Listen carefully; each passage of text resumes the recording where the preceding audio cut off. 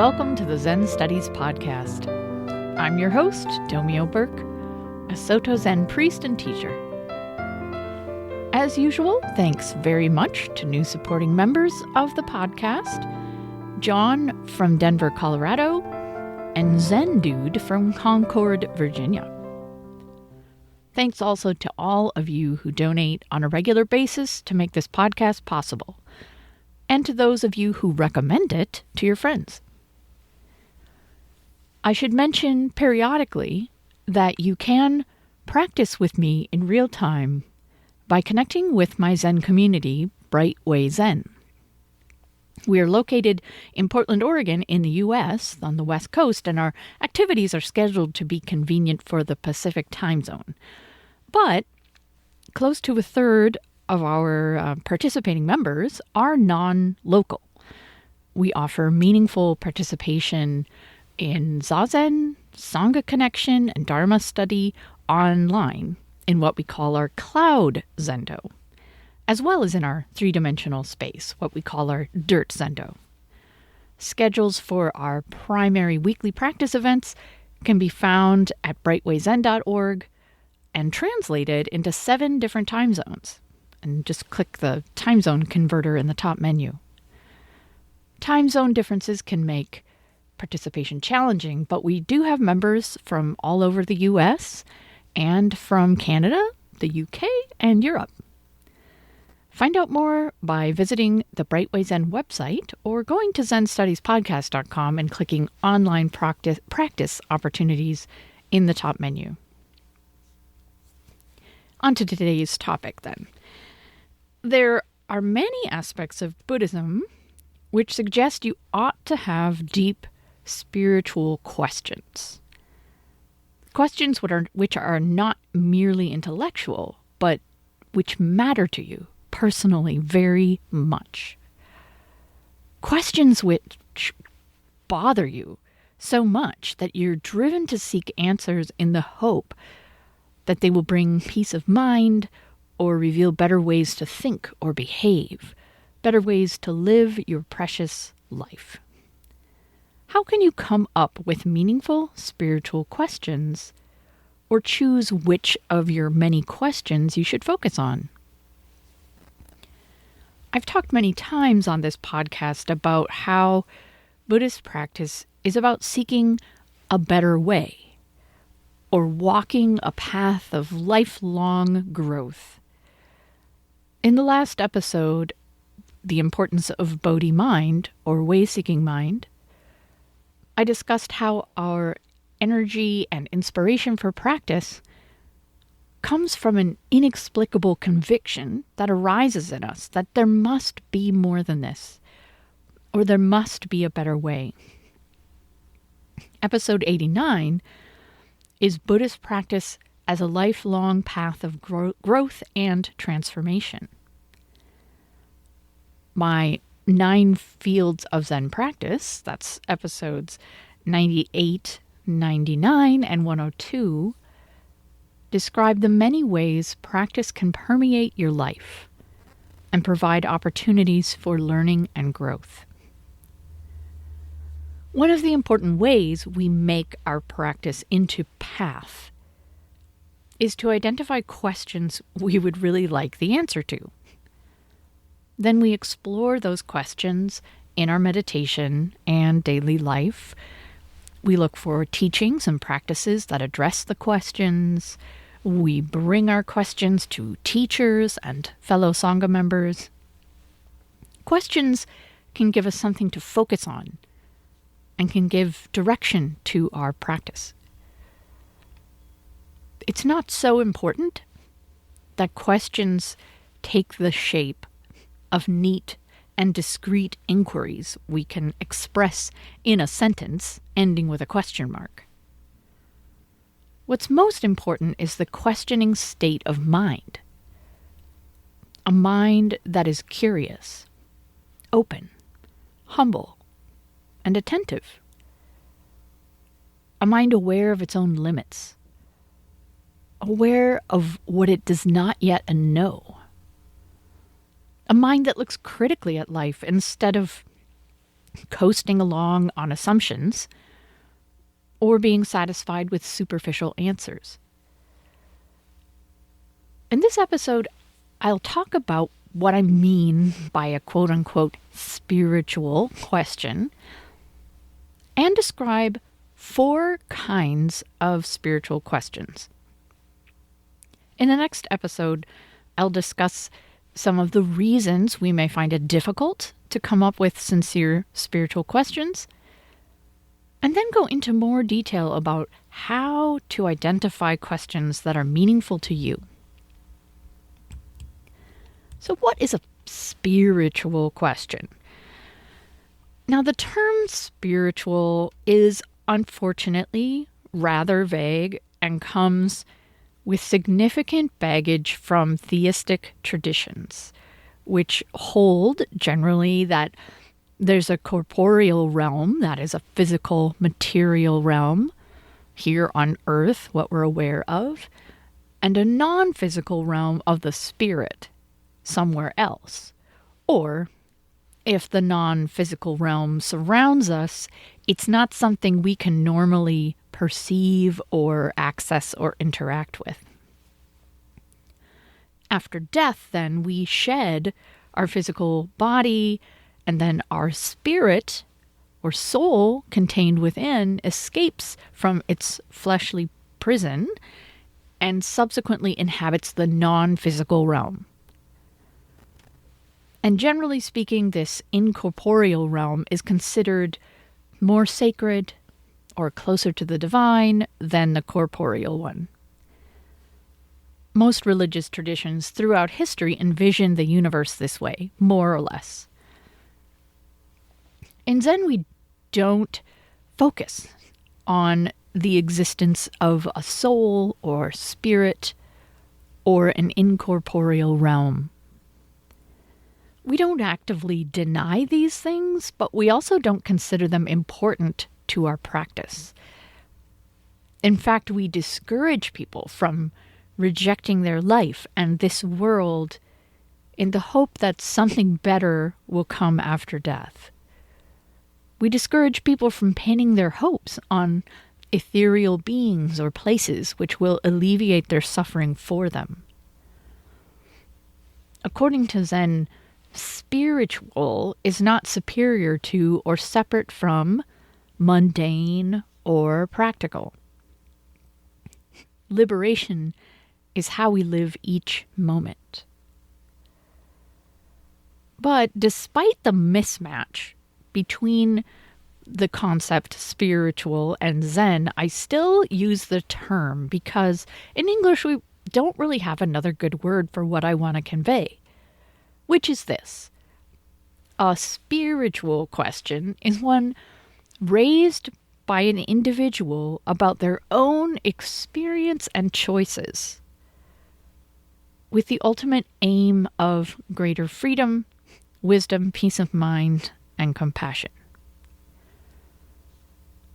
It's an internal affair, although the answer to the question may, of course, affect one's behavior in the world. So what I'm calling spiritual questions could also be called subjective questions. Subjective can mean, and these definitions are from dictionary.com, existing in the mind, belonging to the thinking subject rather than to the object of thought, pertaining to or characteristic of an individual, personal, relating to or of the nature of an object as it is known in the mind, as distinct from a thing in itself, and relating to properties or specific conditions of the mind as distinguished from general or universal experiences. So subjective questions might include, when my mother criticizes my choices, what is the nature of the powerful negative reaction I have? What goes through my mind? Why do I care so much what she thinks? Or, I often feel lonely Is there something getting in the way of my reaching out to other people? Or is there something I am depending on others to provide that I might be able to provide for myself? Or my habit is to react with anger when provoked. What happens when I contain my anger and take a deep breath instead? The inquiry is focused on your experience as an individual and on the choices you can make in terms of how you think or speak or act. The opposite of a subjective question then would be an objective question. An objective can mean not influenced by personal feelings, interpretations, or prejudice, based on facts, unbiased. Intent upon or dealing with things external to the mind rather than with thoughts or feelings. Or being the object of perception or thought, belonging to the object of thought rather than to the thinking subject.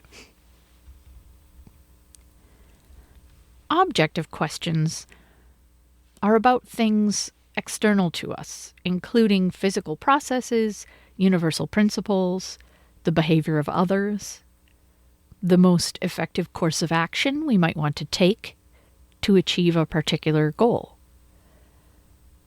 Such questions might include, is there life on other planets?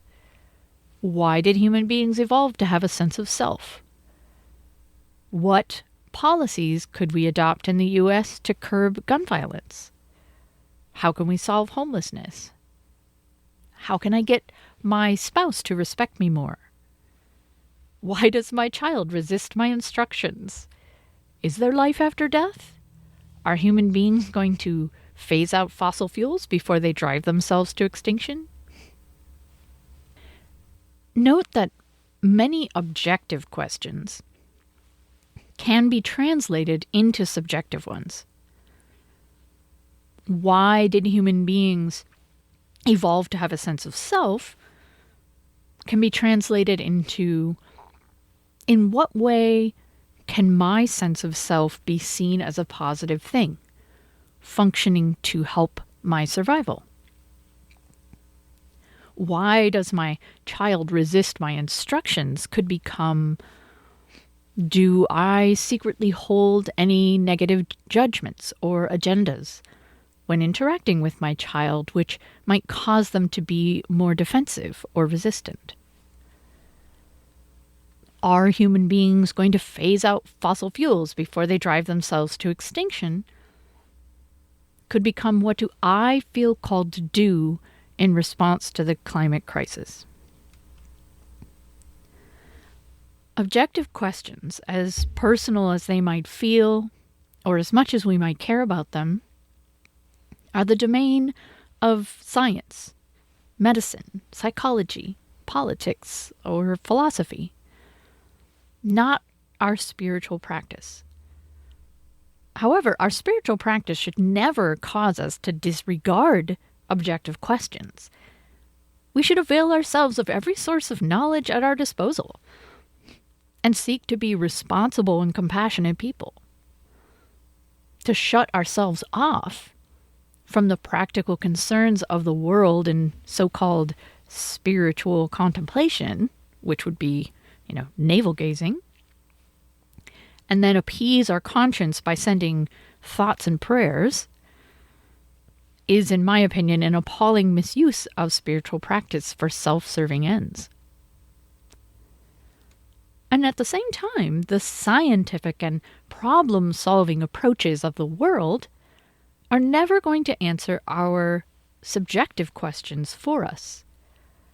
Only we can know our own experience.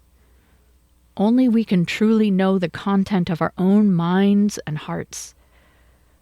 Only we can shift the way our minds work, heal our hurts, accept our lives as they are, learn to make healthier choices, and respond to others with more authenticity and compassion, or give up our attachment to delusion. coming up with sincere spiritual, or if you prefer, subjective questions is a way to empower ourselves. As 8th century Indian monk Shantideva wrote in Entering the Way of the Bodhisattva, quote, "How could one kill belligerent beings who are as infinite as space? Vanquishing this one angry mind is like defeating all those foes. How could there be sufficient leather to cover the earth entirely? With just the leather for my soles, it is as if the whole earth's covered. Likewise, although I am unable to keep external things at bay, I'll keep this mind of mine in check. What need to ward off anything else?" End quote. I will continue to use the word spiritual because it's warmer and more holistic than subjective. I mean, subjective sounds like a position we take in our minds, but spiritual suggests inclusion of the body and the heart. Spiritual points us towards something greater than ourselves, which is something we definitely believe in Zen, even if we don't believe that which is greater is dependent on the existence of a soul or an incorporeal realm. See episode 8, It with a capital I, the Zen version of God. So I think there are 4 basic types of spiritual questions. The first type I'm going to call practical practice questions. So these are inquiries about Buddhist teachings and practice, about the way Sangha works, and about how to apply the teachings and practices to your everyday life. And, many of these questions are actually objective, not subjective, like, what does Dogen mean by playing in the entranceway? Or why do Buddhists bow? Or is there a way I can sit zazen with less pain? And other practical practice questions are subjective, like, how can I be more mindful in daily life? Practical practice questions are very important, especially when we first start studying Buddhism or Zen.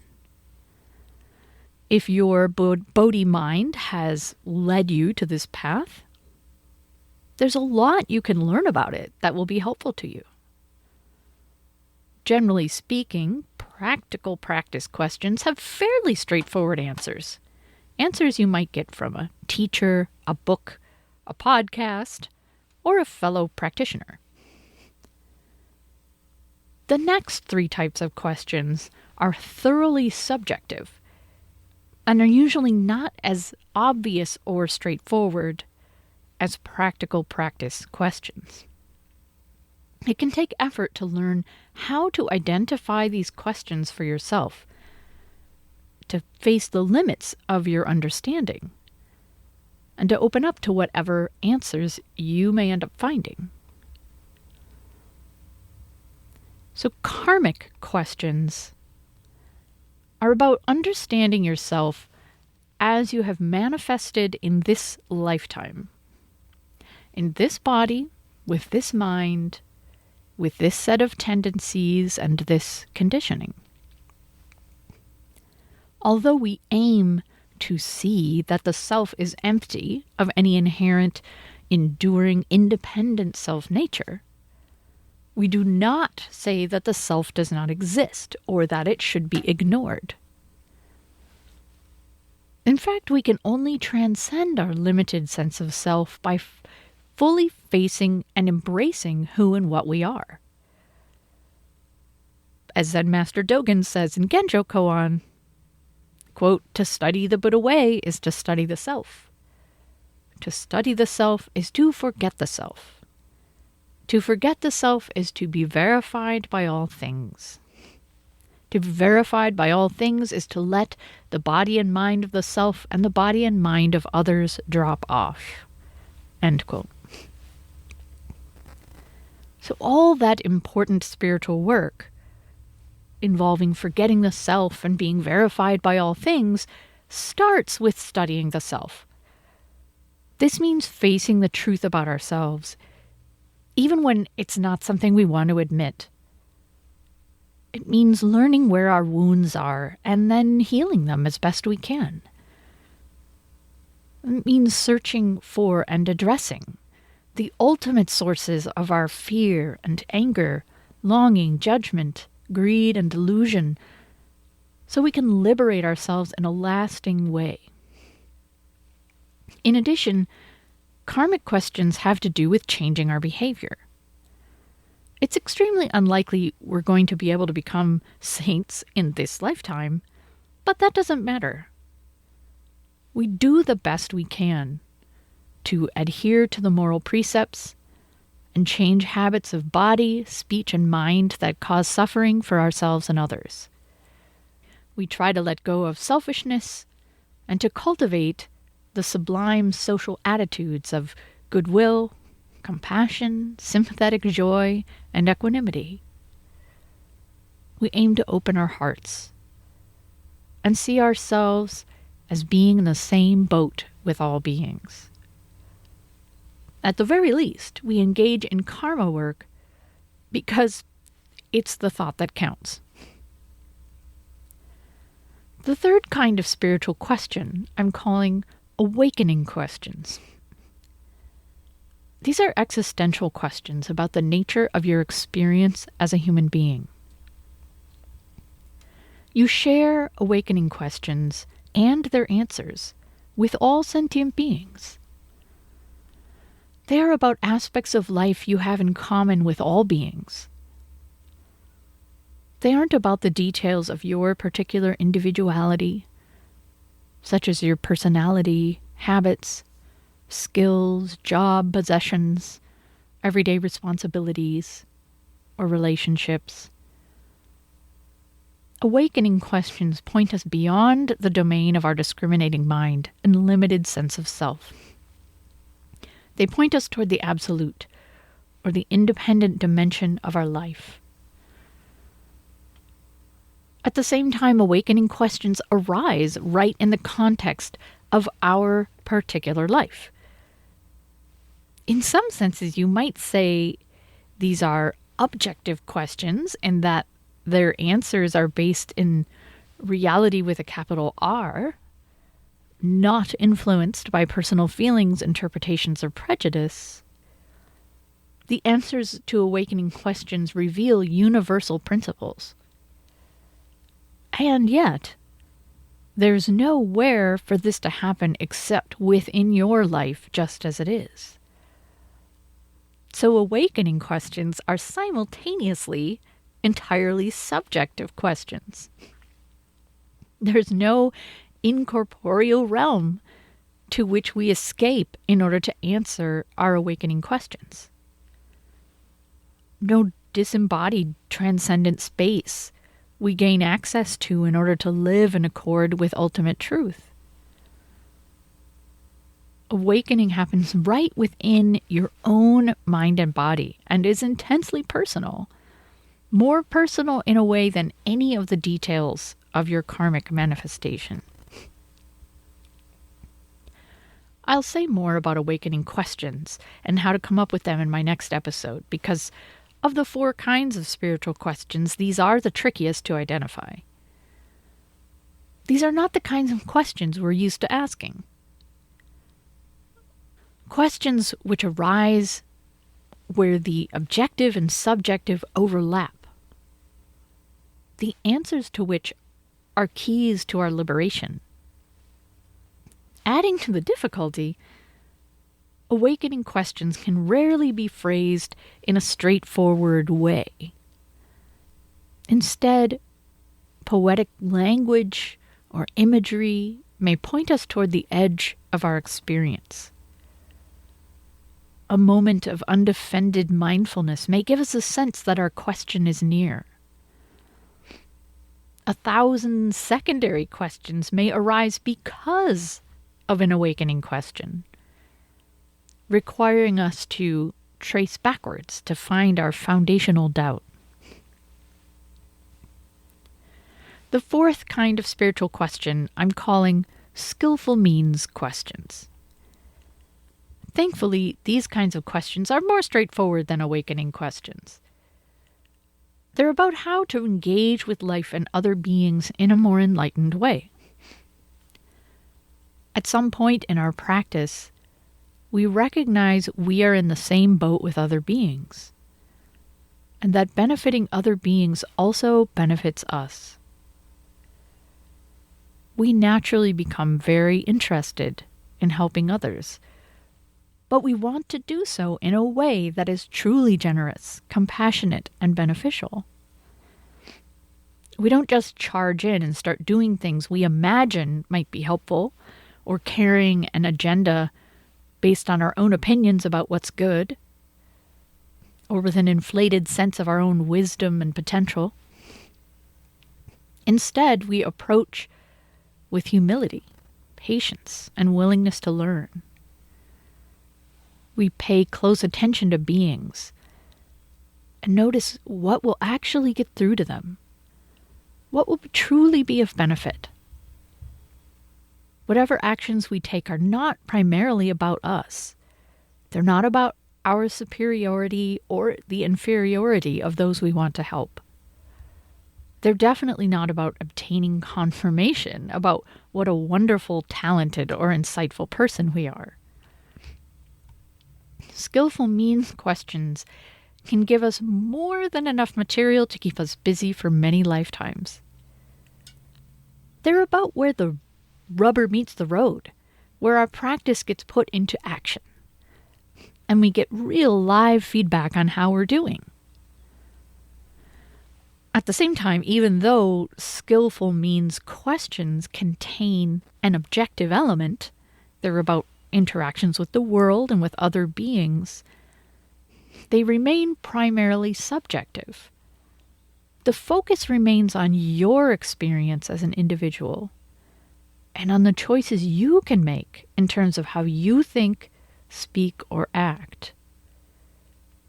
It's like you're learning to dance with the world. You can only control your own body, speech, and mind. You can't directly change anything your dance partner does. Still, what you do with your body, speech, and mind may very well influence your partner.